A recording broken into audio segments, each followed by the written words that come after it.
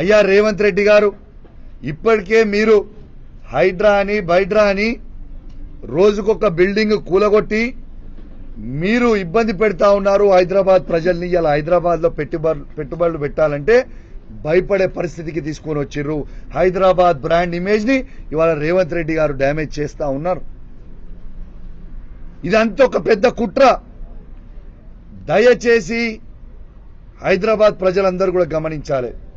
రేవంత్ రెడ్డి గారు ఇదంతా కుట్ర చేసి హైదరాబాద్ డెవలప్ కాకుండా కేసీఆర్ గారు చేసిన 10 సంవత్సరాలలో ఇలా అన్ని ప్రాంతం ఉన్నోళ్ళు, ఆంధ్రోలు కావచ్చు, నార్త్ ఇండియన్స్ కావచ్చు, ఏడు నుంచి వచ్చిన సెటిలర్స్ ని మేము అద్భుతంగా స్వాగతించినాం. అద్భుతంగా హైదరాబాద్ ని ఈ భారతదేశంలోనే నంబర్ 1 సిటీగా తీసుకుపోయినాం. Is is not the truth? ఇలా మీరు చేస్తుంది ఏంది?